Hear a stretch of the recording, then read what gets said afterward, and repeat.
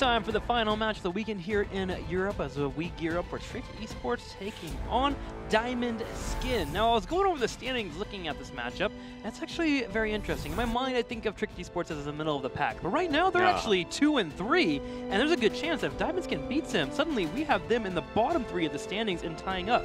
Yeah, that's the thing that actually scares me for them, because when they came in this season and saying not only do they want to attend the offline events, they also want to go way more try hard. It showed in their performance, but very similar to what we see from Leftovers, they were just not able to get the wins that they really needed. So in a lot of the cases, they ended up in a 2-3 and just barely lost the match. But right now, as you said, they could find themselves very much at the bottom of the standings together with Leftovers. Yeah, right now their record is 7 and 10 in the HGC, so it doesn't really feel like that when you actually look at their matches. So today they have to come out and be a bit dominant against Diamond Skin, but Diamond Skin now also has a chance to continue to propel themselves up forward, and especially with a Leftovers loss that we just saw, get some separation between that 8 slot, meaning that there would be a contestant of the second phase of us watching who would get that 7th place spot in the next couple of weeks. So definitely a big match between both of these teams, surprisingly, as I am actually really excited to see how it kicks off.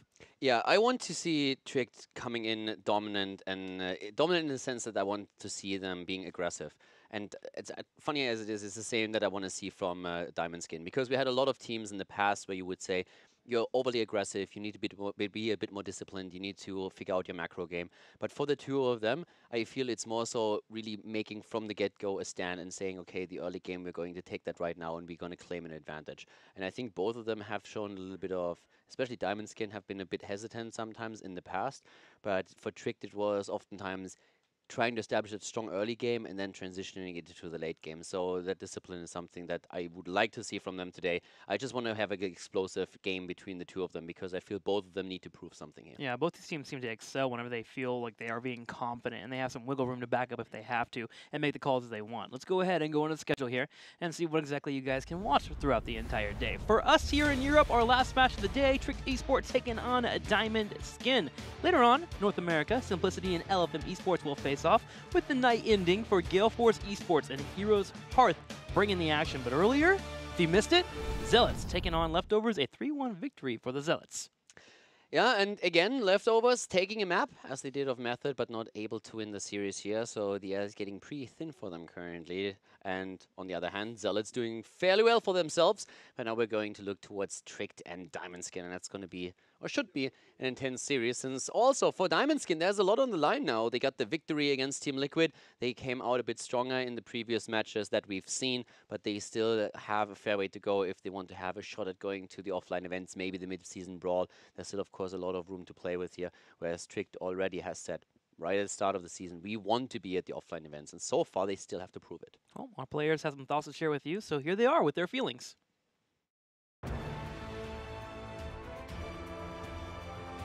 I think that Tricked is a very, very hard team to gauge.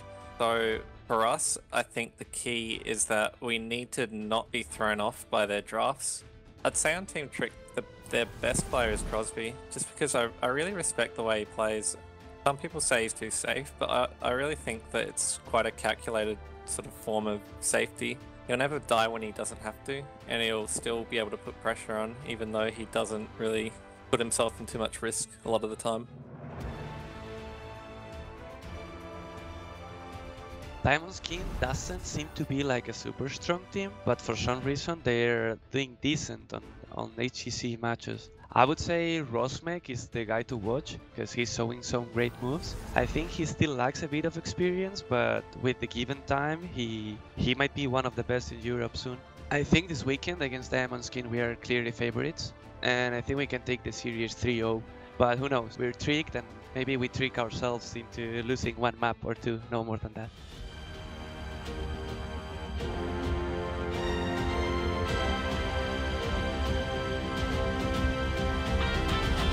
Tricked feeling comfortable and confident about the matchup, which is always a good sign to see if you're a Tricked fan. But they did mention Rosmeg. Rosmeg a little bit new here to the HGC, but in the last couple of weeks he started to really find the way that he wants to flow in a battle. In the first couple of weeks, you could see some mistakes here and there. Maybe nerves were getting the best of him, but he is becoming a strong assassin player for Diamond Skin.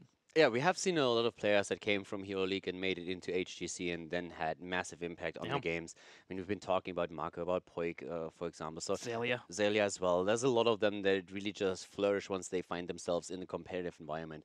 It's not true for all of them, but a lot of these guys are then making their brand onto HGC, and that's what we're seeing with Rosberg as well if he continues that path. So definitely something that we have to watch out for in the next few games, also in phase 2, if he can really maintain that standard of play, and if he puts the work in not only in scrims, but then also on top of that adds even more Hero League matches to hone his mechanics even more. But he definitely has that potential, and he's finding, I think he gets more and more comfortable in the situation that he's in right now. Yeah, well, it's Battleground time here. We'll watch Ross, Megan, and the rest of the crew face off as we head to the Battleground. Game number 1 in the best of 5 series will be played on Battlefield of Eternity. Tricked Esport with the pick. Gonna have Diamond Skin opening up with their first pick. It's gonna be Braxis Holdout and Vizcaya banned out.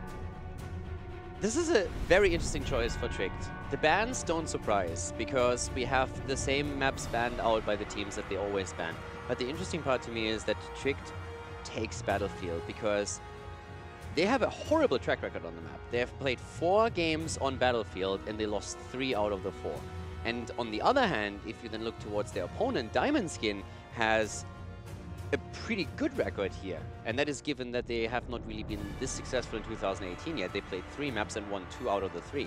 So if anything, I would have expected Diamond Skin at some point to pick Battlefield and say, hey, this is one of our better battlegrounds. It's a bad battleground, or it has, from the results, not really been a good battleground for Tricked, so let's take it. Maybe the thought process for Tricked is really just take them to one of their strongest maps, beat them there, and open up the games with a bang. That could be the thought process. Maybe they just feel better than their track record here reflects. But they have a few maps where they have played 2-3 games and have a 100% win ratio, and I actually expected them to go there, but they don't. So Battlefield starting us off with already an interesting map choice. Diamond Skin opens up with a Tracer ban as she continues to be one of the main attractions here in HGC Europe. Banned away, Tricked Esports has been pretty aggressive on half of their bans, and they'll stick with it. Of course, we have to also watch Blaze again. Abathar does just constitute the normal ban for Tricked. Maybe they change it up, but I don't expect they're just banning Abathar out whenever they can. We've been over this. With the exception of Tomb of the Spider Queen, Abathar has been the ban for Tricked. Hands down, they just hate the slug. Question remains, is Diamond Skin going to follow the trend of prioritizing Blaze, or will they leave the hero open, pick something else, and leave it for Tricked? And they don't. Blaze is being played more and more.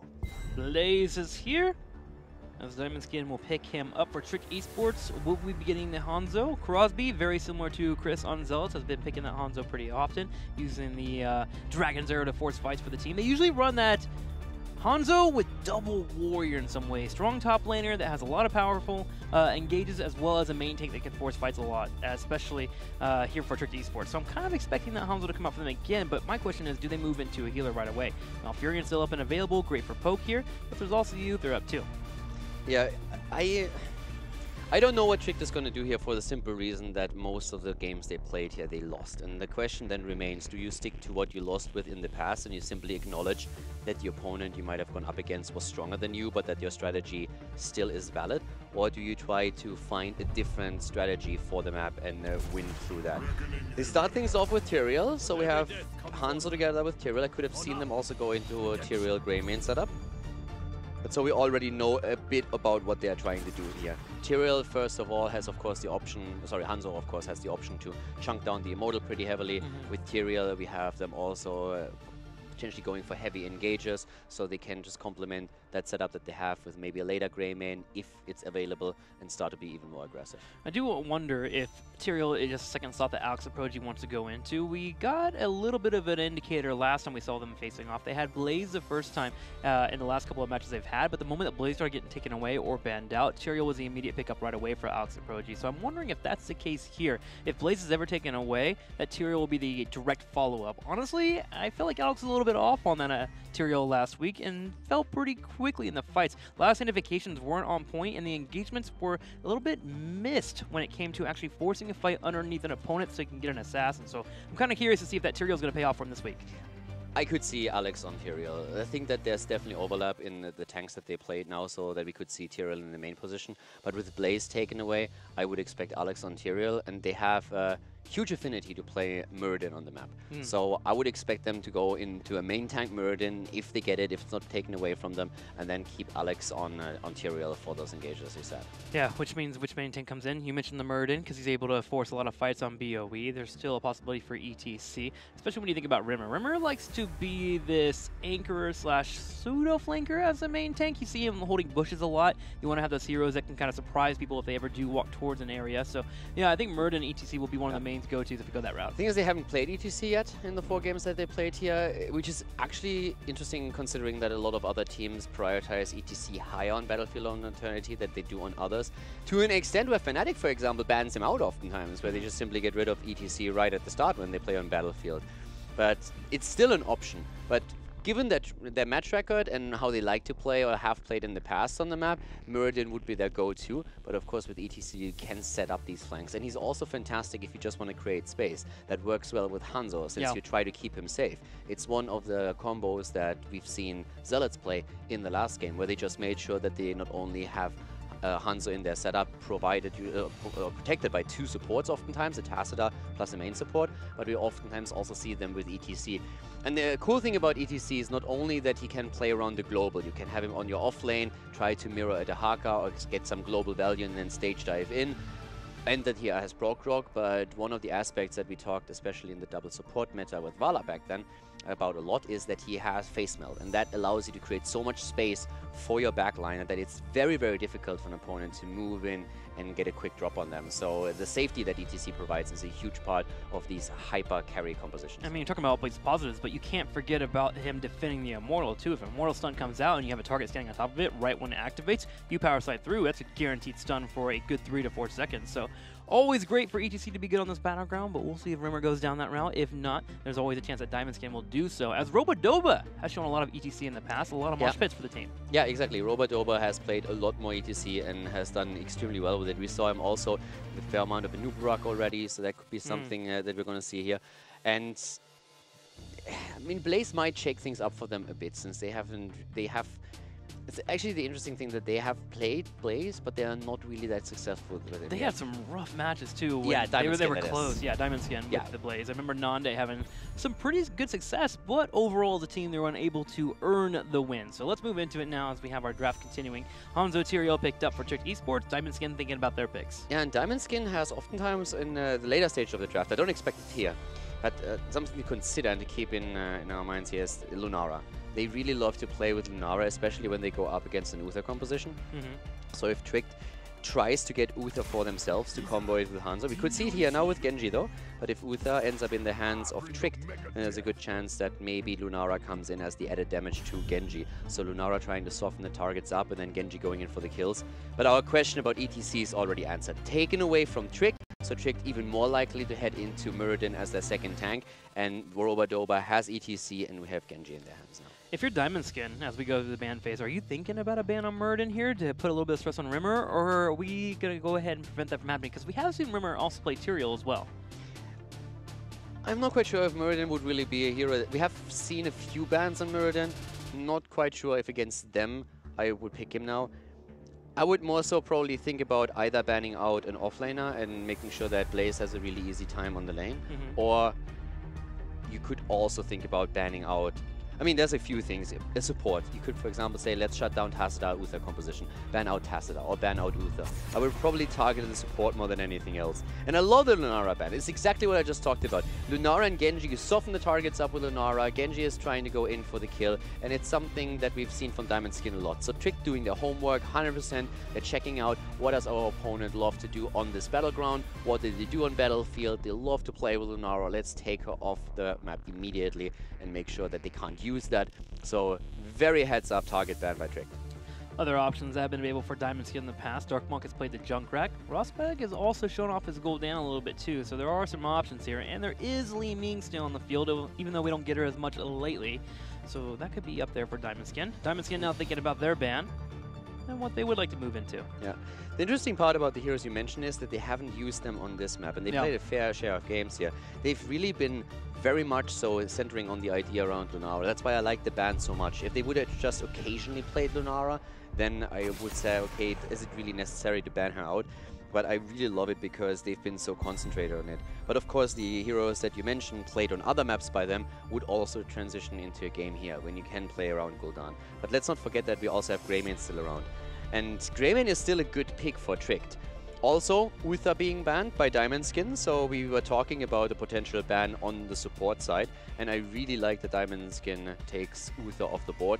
Could have seen Uther taken by them over ETC, but they were probably thinking along the same lines that you did earlier. Muradin, yes, is an option for them, but what happens if they take ETC? We want ETC for ourselves, we prioritize it even over Uther, so we ban Uther out, take ETC, and let them do whatever they want. Now, is Trick thinking about a Malthael possibility? We were talking to Chris a little bit with Zelst. He's like, oh, we got to stop drafting the Malthael, but Trick Esports has shown him in the past that they're willing to pick him up against double tanks. Yeah, Tricked has not played Malthael on this map yet, but you are correct, they have played Malthael before. But Malthael doesn't really show a lot of promise in Europe. They played him 3 times.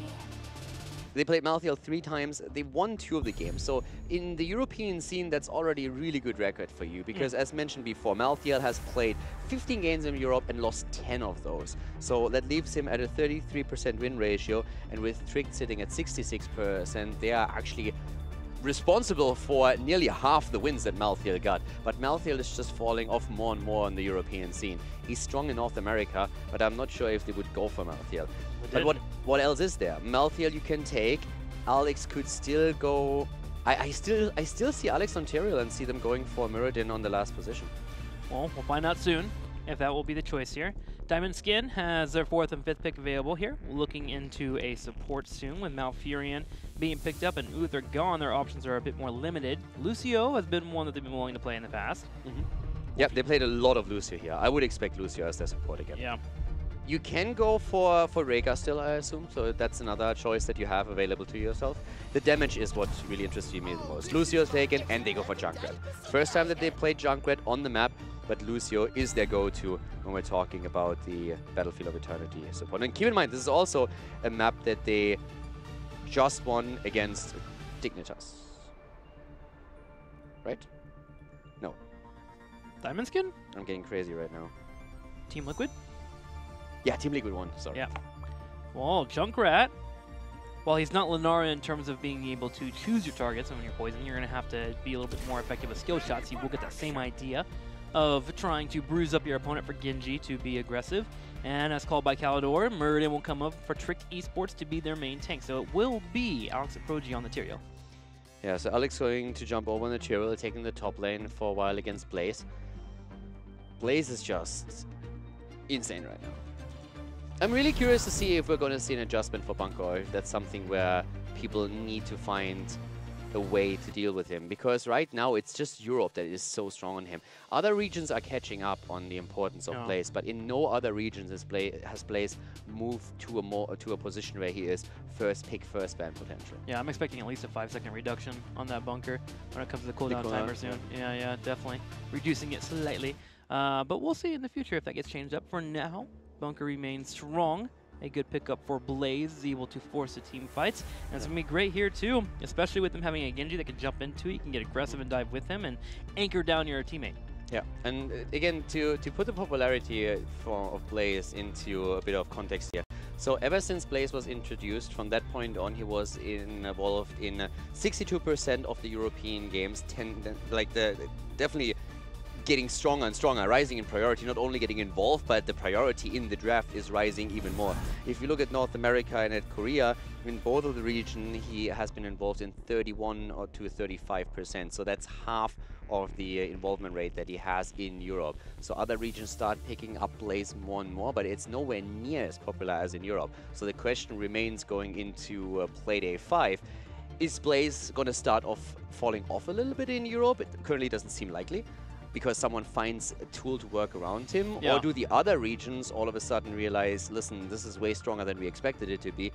We need to draft him higher and higher and end up in the same situation. Because when we're talking about, okay, how strong does a hero feel, when we heard Chris, for example, talk about it, it's always a question, well, is it only true for one region? Do all the regions agree? Is it really something that needs to be changed? Yeah. Or is it just the playstyle of the region that makes it so strong? That's why it's so beautiful for the Western Clash coming around too. Yeah. We actually see that come head to head. Let's go ahead and jump into game number 1 here, as we're going to watch Diamond Skin go head to head against Tricked Esports.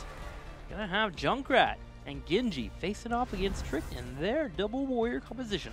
Talking about Tricked, we have them to the left side with Crosby on Hanzo, with Alex the Pro G on Tyrael, and Mako and Liming Remabola on Murden, and Gran Paquete on Malfurion. On the right side in the red, Diamond Skin, Robodoba on ETC, Nande on Blaze, Rosmeg playing Genji, Darkmok on Junkrat, and Wolf Joe on Lucio.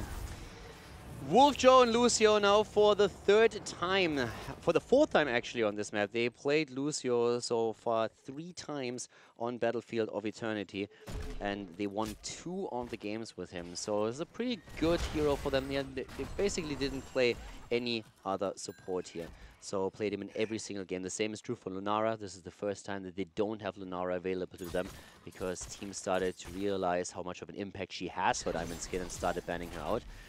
But we also see Blaze once more, and that hero is just getting more and more attention, and I want to see if he can maintain that win record that he holds this weekend.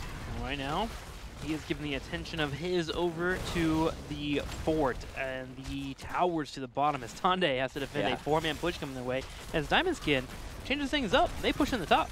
Yeah, and Alex is going to have a rough time dealing with this here. Blaze at the bot lane, I mean, some Firebats just want to see the world burn, and he's doing a pretty decent job trying to keep them at bay, but he lost both of the towers already.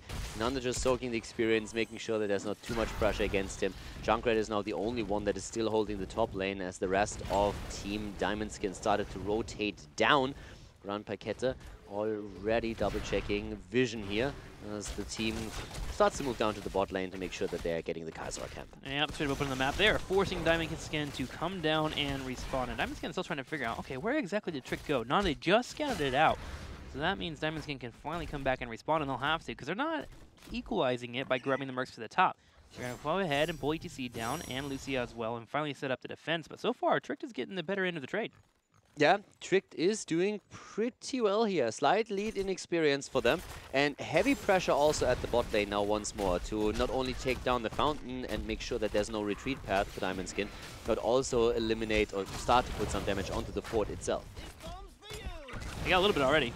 Now this is where it gets annoying. Junkrat from Darkmok should be able to keep them a bit on the backside. They have to be careful. You can't overstep against that.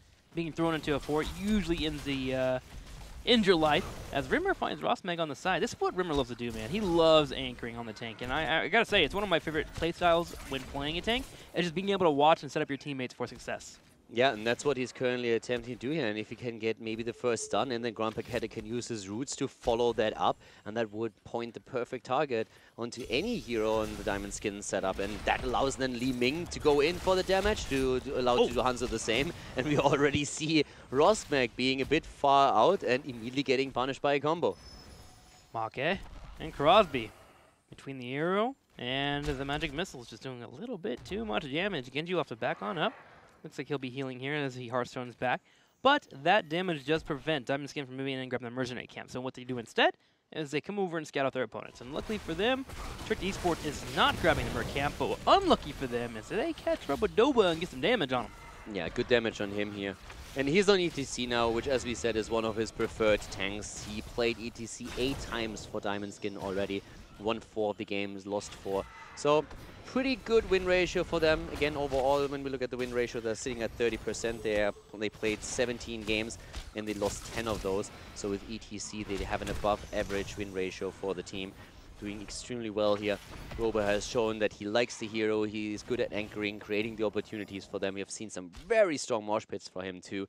So he's going to do his best to measure up against Remabola in particular, who, by the way, hasn't played ETC once in 2018 yet. Tricked Esports has never chosen the cow this entire year. Immortal taking damage here as Diamond Skin starts out the race. But so far, Tricked Esports has answered back pretty darn well, poking in the side here. Hanzo being quite annoying. Wolfjo will do his best to delay that, but Diamond Skin has gotten the slight upper hand. Yeah, and again, it's all about the wave clear now. Junkrat is already pushing out the bot lane, and that gives Diamond Skin a bit of an edge because now someone has to react, and that is Hanzo. So that allows for an opportunity for the red team to move in and put more damage onto the Immortal as 3 or 4. And this is where that upper hand starts to really show. Some poking already from Darkmok. Robodoba watching on the left side, making sure that Crosby can't sneak over and get some damage off itself. Very close. Only about 400 missing in terms of damage between the two. Darkmon keeps up with the poking, and now it's all about control. Yeah, the level 7 talents are one of the few things that the teams are aiming for now. That's why we're still seeing heroes split off so fast onto the side lanes to make sure that they grab the waves, and they will hit the talent at roughly the same time. So it's an extremely close game with 0 kills so far. Robadoba again with a double stun here, and immediately Genji is moving in. Rosway is trying to go for the kill, and Crosby is low, but he's able to move away. Good job by him here, escaping barely on Hanzo as Diamondskin was trying to flip the switch. And he'll tap, he'll come on back, but Diamondskin pokes where they can a little bit here. And Rosmeg dropping in a few shurikens, trying to hit Grimbakit if he can. Grimbakit gets low and does back on up, but Rimmer charges forward with the Storm Bolt. With Robodoba coming around the corner though, Crosby can't move in and try to damage him one. Yeah, nice route again for the Zoni, but nobody's falling for it, and the defensive position has been taken by Trick now. The halftime show has started, so we have a pretty tiny lead here for Diamondskin, but it's definitely an existing one. So Alex and his boys are moving forward right away now. And they're trying to get the kill, and they do. They take down Junkrat. They see an opportunity, and then Stormbolt roots on the ground. Malfurion with the final blow. The 5 versus 4 in favor of Trick Esports as they're moving in. Rosmek trying to get the counter kill as he goes in with Genji, but is immediately welcomed by a Stormbolt. It's low and goes down. That's the second kill for Trick. Both the damage dealers are down for Diamondskin, and Trick turns around and looks at the Immortal. They know they got this in the bag. Rimmer cutting where he can, just trying to make sure there's some more additional shields available as Diamondskin will be unable to get any damage on their own Immortal. And there it is. Trick Esports will have a shield, 8,000 health points left, and Trick Esport will aim to push. Yeah, Trick doing well here. Early on, falling a bit behind, but then finding these 2 kills. And it's again the CC that really matters here. Having this control with Stormbolt into roots, and they used it well. And it really helps you to get the combo in with Li Ming. And that was the immediate demise of Junkrat as he got caught. And then when Genji tried to go in, it was just the second one. But the counter pressure by Diamondskin as they go in and they obliterate Malfurion, hiding in the bush and behind the gate, and then converging onto the healer on Trick's side. Great kill by them, very well done. Nearly a counter kill against Robadoba, but now Remaballer is in trouble. Great play here by Darkmok on Junkrat. Look at Diamondskin. Yeah. What looked like an opportunity for Trick to get ahead in the game and snowball this, all of a sudden got completely negated by a nice move from Diamondskin, getting a kill against Malfurion, and then also a second one against Murder, which nearly impressed me more just because Dartmoor was able to put him into that position in the first place. Trick still gets 2 turrets though, and a little bit of damage off of that Immortal, but Diamondskin holds off well. There was even a flank from Nande coming in to try and get more pickoffs, but Trick Esport realizing, okay, we've lost 2 people, we're done contesting here. They'll back up, and both teams should be hitting 10 on similar notes here. So good cleanup by Diamondskin, and a great disguise gank there from Robadoba. Yeah, and now of course the question, the early level 10, can Diamondskin do something with that? Oh, Nanda might fall here. Yeah, that's very rude. well done. Wolf Joe comes in, tries to help him out, and unbelievably he gets away. Able to move out here, ganked by 4, locked into the ground, and still able to escape. Now, of course, fairly low, and he needs to either head back or at least tap on the fountain, and that's what he currently does. But still, great job by them to keep him alive. And of course, a lot of this thanks to Wolf Joe as he comes in and helps out. Oh my! Talking about Wolf Joe, like, he's gone. He gets locked into the ground, and then Hanzo and Li Ming just deliver the damage. And that is the perfect opportunity to push behind the fort, take the structure down, and push with a camp. Trick Esports, showing that aggression that we've been mentioning before the series started. They come out swinging. They really try to establish dominance here. I was about to compliment Wolf Joe coming in there and saving Nande, even taking some damage from Hanzo to make sure that Nande can get away, but can't take that much poke from a Li Ming and a Hanzo, as we just saw. Immediate cleanup. Trick Esport taking a lead in experience, almost a full level lead, and that will continue to push up as they look to put a little bit more damage on the Immortals that will be spawning in about 10 seconds. Good news for Diamondskin is at least they're grabbing their mercs first. Yeah, they're grabbing their mercs, but the top lane is being pushed out. Remaballer was actually trying to see if he can maybe interrupt this. Genji again moving out here. Rosmek is definitely playing this very much on the line, and it's a thin line that he walks. He's getting a lot of good damage in though. Robadoba with a nice angle, sliding backward, passive therefore, but still allowing the quick stun to help his teammates to get some extra damage onto the heroes. Lead in experience goes to Trick Esports as the Immortal is on the map again, both teams on level 11. And let's see if Trick can once more lock a target down with that Malfurion and Murden CC combo. Nande comes in from the side of Riptire as well. The root gonna come down to try and stop it from hitting, but it still connects with Crosby and Maka. They take a little bit of damage. Grandpa Kit should be able to heal that on up, especially with Hanzo hitting the tap, but Diamond Skin uses Riptire, down for a good 60 seconds. Yeah, and that is now one less heroic they can use, and so far not really too much damage done. So both, oh, they're actually trying to move around here.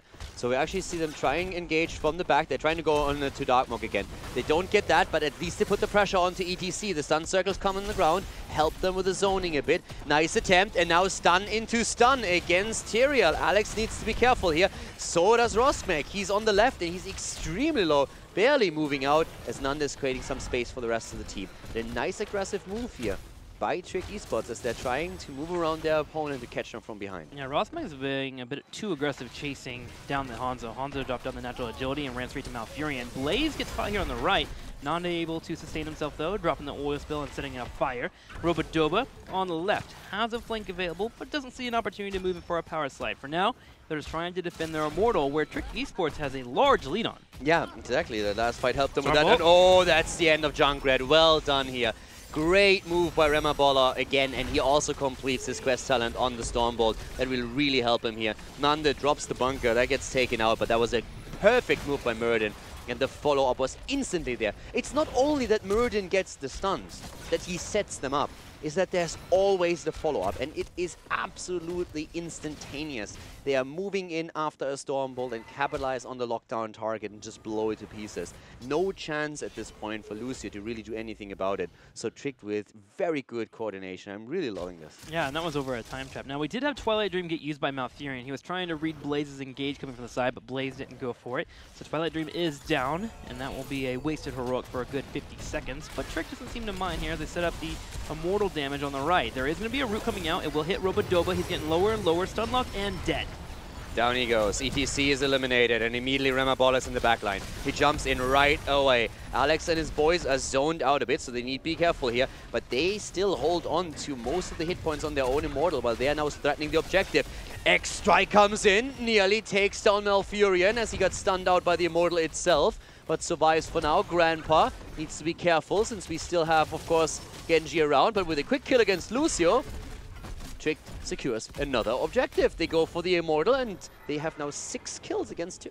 And Malfurion needs to heal up. A couple Regen Globes will help out that. Also some mana for Make as well. And this time, I expect them to be a little bit more careful on checking the bushes, especially with them just picking up ETC. They should be fine in that regard. They move straight up for an aggressive push onto the fort, taken away here before there is even a spot of defense set up for Diamond Skin. Trick Esport running with his level 13, now hits 14, and the Immortal guides itself towards the keep. And Tricked on 13 again with Law and Order for Tyrael. So not going to Holy Ground. That has been the trend in Europe for a long time, since after the rework. Holy Ground is still a fantastic zoning tool, but the shield value that you currently get from the synergy of Law and Order and Justice for All on level 1 is just too strong to give it up. So that's what they're currently using here as they're pushing to the top and try to finish off the first keep of the game. Trick sniffs out Nande as well, who's going for a massive flank. He'll be pushed back to the team here. Now Trick Esports sees all 5 on their monitors here, and they'll go straight into the keep, chumping it slowly but surely.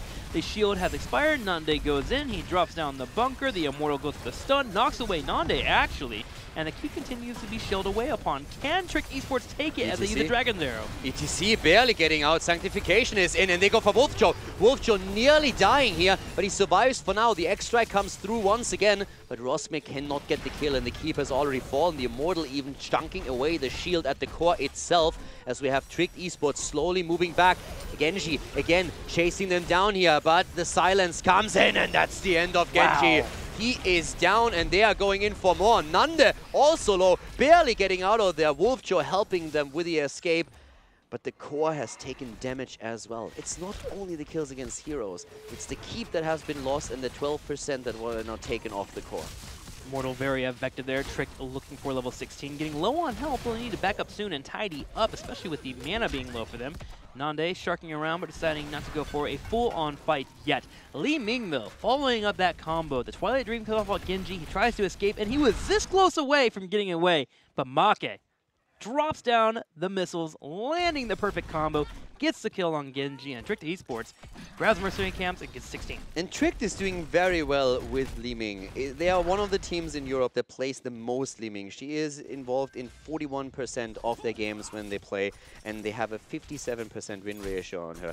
And that doesn't really sound like much, but if you compare that to the average in Europe, that's at 38%, then it's really impressive. And with a 57% win ratio, when your overall win ratio is at 41%, it just shows how much of an impact you have with that hero. And that just signalizes again that Trick with Li Ming on Marke is super successful because they are able to get the kills. And once they do, they provide Marke with the resets that he just needs to pop off in these team fights. So from team to team, we have a couple of really big differences in preference. And for Trick, Li Ming, compared to the rest of Europe, has always been a staple, and they are still continuing to use her, and they get great success with her. And Trick is tightening up the map here. They get a big push on the bottom. They already have the Merc pushing in. Nande will be able to clear this up, but putting Diamond Skin back by their keep makes it easier for them to kite backwards and get on the Immortal a little bit quicker than their opponents, which could give them a lead in the race. They even open the keep wall. They're not even stopping here. They keep pushing in. Nande, he's been junked. They have the 16 and they're trying to use it. This is an advantage that they're running with.